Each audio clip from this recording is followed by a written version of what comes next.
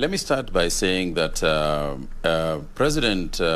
late President Mwai Kibaki was always a father figure to us. His age was such that he was almost in fact, he was my father's age. And consequently, in our relationship with him, way back to when we were young people around the town, and he was then the finance minister in the government of late President Mwai, he was a man we all admired as we grew up.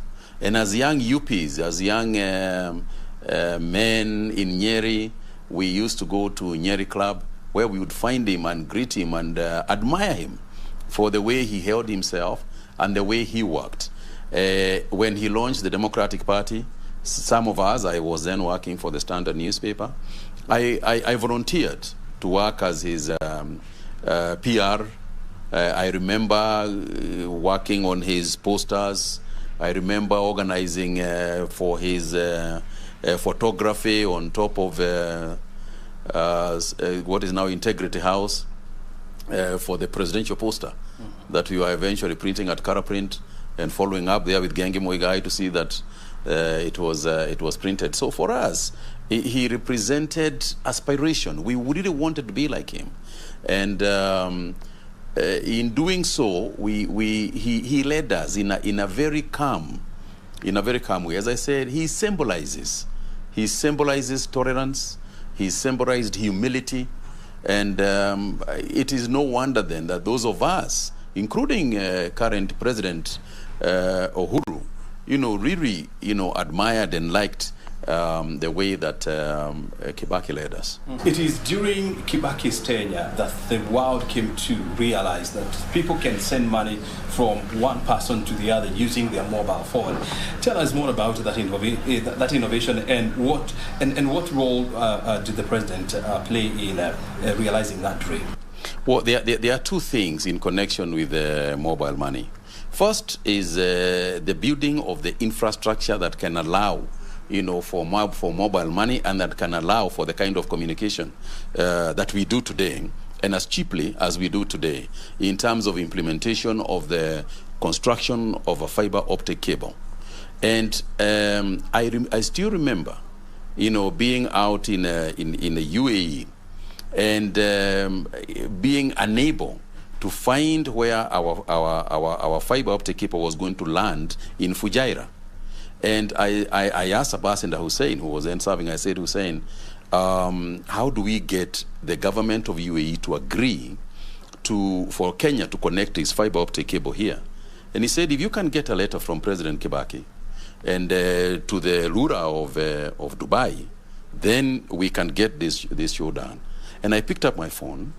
I telephoned Ipu, who was then serving as in President Kibaki's State House Comptroller, and I said to him, I need to talk to the president, because Kibaki did not carry a phone around with him.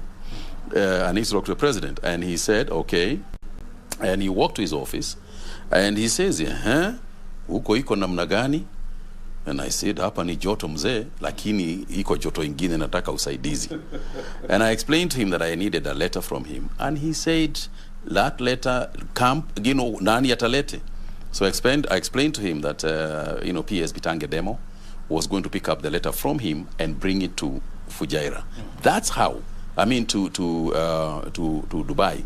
That's how we got the Fujairah connection. Without him, it would never have been possible. And then came the launch of the M-Pesa. Remember, there was a lot of debate around M-Pesa, that how can Safaricom hold money for people when it is not a bank? So do they need a banking license? But they can't get a banking license because they are not a bank. Yeah, so then, the catch-22 situation.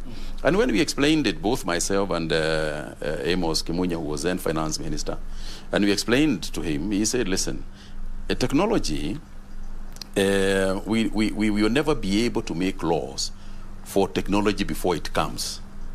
You can only make laws for technology once it has come. And consequent to which, let's go ahead. He approved that we go ahead with the launch of M-Pesa. And as we go on, we will appreciate what needs to be done, for the control and management of M-Pesa. Again, without him, it would never have been done.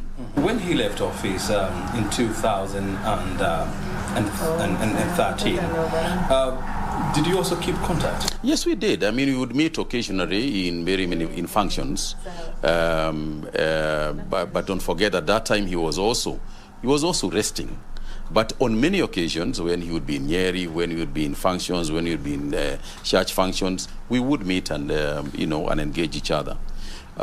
So, for me, it is the loss of a mentor, and I think for Kenyans, it is really the loss of a great leader.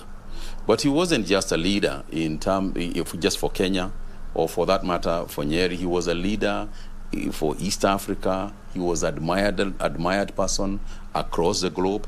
And let's not forget that he was first admired not even because of his presidency, but of his knowledge of the economy, his understanding of economics and what a nation can be as a result of economic leadership. So for us, I think, for us in my generation, and those of us who worked under President Kibaki, I think he's a great loss. You feel like a little part of you, and a little part of your leadership vision is gone. And then you ask yourself, now that has happened, we have always looked at the age group of the Mwai Kibaki. There was the, others who have passed on.